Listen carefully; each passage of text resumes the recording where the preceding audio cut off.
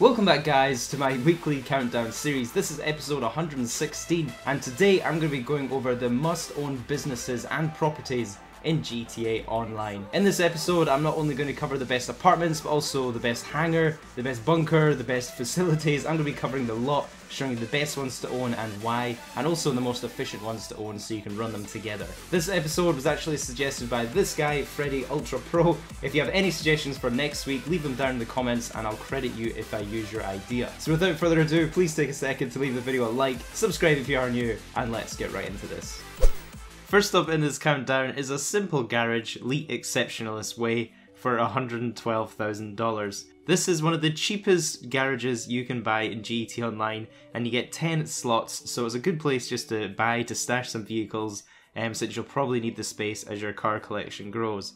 And it's not only cheap, but it's also right next to the pay and spray, so really convenient for modifying your vehicles, and also next to the airport too, which can be at a handy location. Easy buy.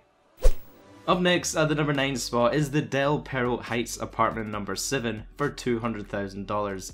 This is the cheapest apartment that has both a 10-car garage and a heist planning room. And sure, you can spend way more money on an apartment, have a much nicer condo, a much better view of the city, but the amount of time you actually spend in your apartment is very minimal, so you might as well save your money, get the most cost-efficient apartment with a heist room, and save your cash for some more important things on this list. Trust me, you'll need it. Next up is the LOMBANK West office for $3.1 million. Once you own an office, you'll be able to access the laptop that opens up whole new money making methods such as CEO work, importing, exporting of vehicles, running crates, and it's also just great for general day-to-day gameplay. If you have an office, you'll be able to get free snacks from your assistant, you'll be able to get the assistant contact on your phone, and the CEO abilities for spawning vehicles. I recommend going for the westmost office, which is the LOMBANK West. It has a great helipad, it's got a great roof area. If you care, it's even got quite a good view of the beach from this location. If you're absolutely strapped for cash, then you can go ahead and buy the cheapest office. It's not too far away from this one, but in my opinion, this one is worth the money. Especially if you can snag it on a discount week, you'll be able to save yourself some good money. And although this office isn't in the heart of the downtown like the Arcadius or the Maze Bank, the location for this office is still good. You're going to have most of the things you need in proximity. You're also close by your apartment that I mentioned, and as well as some of the other businesses I'll be mentioning in this countdown.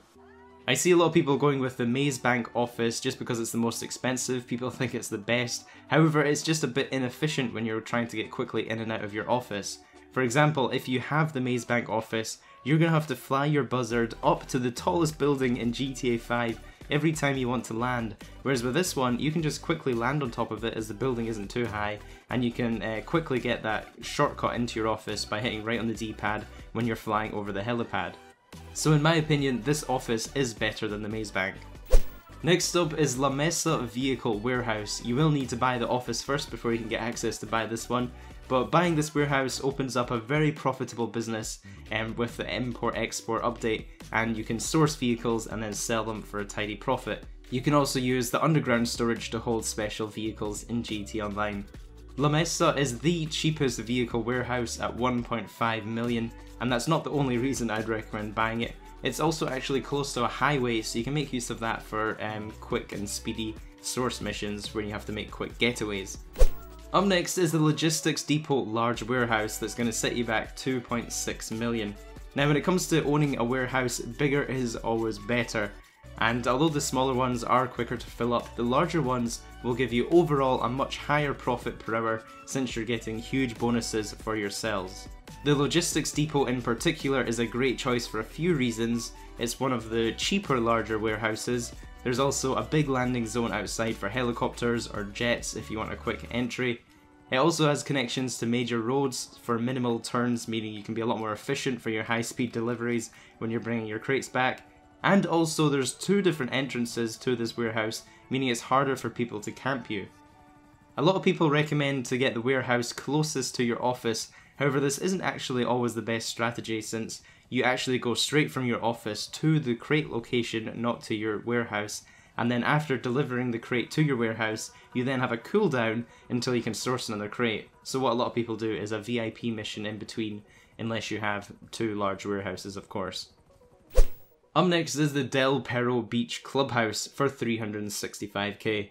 Now this is a property that I rarely ever visit, but it is a useful one to own just for the abilities it unlocks. You can store your bikes here, you can of course have access to the MC President feature to request bikes right at your feet and wherever you are in the game.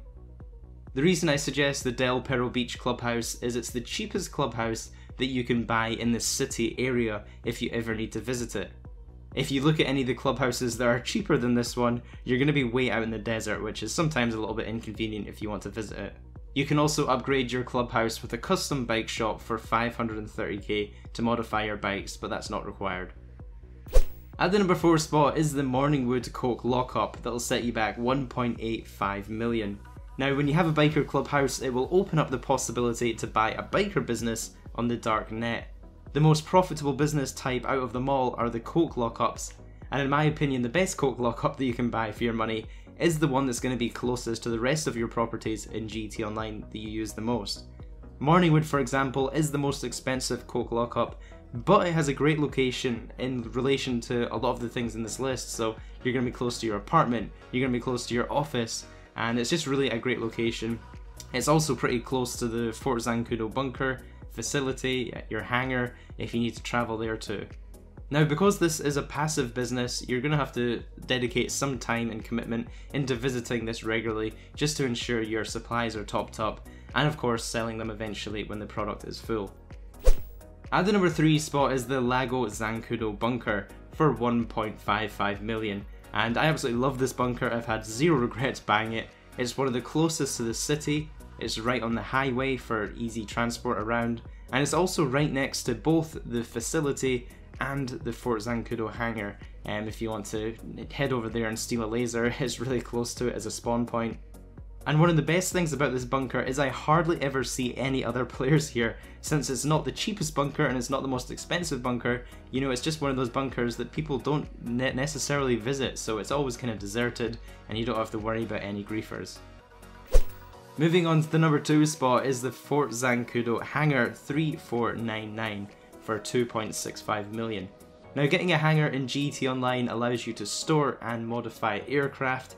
For example, if you own the Hydra, although you can't really modify it apart from the paint colour, you can deliver it to your hangar and be able to request it as a personal vehicle instead of a Pegasus vehicle. I don't recommend ever using your hangar as a business because the payouts aren't too great. In my opinion, Hangar 3499 is the best one for a few reasons. First of all, you get access to Fort Zancudo. It's a great area to be able to spawn in and not have a wanted level in. You can avoid griefers there and kind of make use of the military presence that is there, and it's also pretty cool to be able to access Fort Zancudo. Another perk is that this hangar is a little more secluded in the Fort Zancudo area than the other ones that are kind of clustered together, so I find this one very easy to get in and out without any trouble. And that leaves me with the number 1 must-own property in GT Online, which is the LAGO ZANCUDO facility. It'll set you back $1.67 million. Now this one is a fantastic combination with the previous mentioned properties, just because it's right next to the facility, you're going to be right next to your bunker, and you're not going to be too far away from the city if you need to check on your biker business. Again, this facility isn't the most expensive, and it's also not the cheapest, so you tend to avoid a lot of the other crowds that tend to go for either the cheapest or the most expensive property. This location specifically, you'll find, is actually quite useful for the Doomsday Heist setups if you're going to be hosting them. It's right next to Fort Zancudo, obviously, for any missions that require you to go there throughout the Doomsday, and also getting to the city. You're not too far away, so your trips to the city and back, especially in the prep missions, aren't going to take too long. I do appreciate that some of you guys watching this video will find some of these properties quite expensive. However, you will be making your money back from a lot of these businesses. They will be generating you money behind the scenes, like with the Coke lockup and the bunker. They're passive incomes, so you just have to make sure they're topped up. And although you could always go for the cheapest property in every category, it's not going to be very convenient for you travelling all around the map to these cheap properties. By having everything consolidated together, it's going to cut down your travel time between the businesses and in turn make you money. So that was the top 10 must-own properties in GT Online. Hope this helped you out, guys. Please take a second to leave the video a like if you did enjoy, and subscribe if you are new. Don't forget to turn on notifications so you don't miss my next video. Have a great day, guys, and I'll catch you in the next one. Flipping cars, I live the scene. Flipping heist, yeah, with the team. You know me, got the antidote. I spit it sick. Los Santos. Dodging missiles, dodging bullets. Coming at me now, tell me to pull it. I'm a G, DOA, silent core in GTA.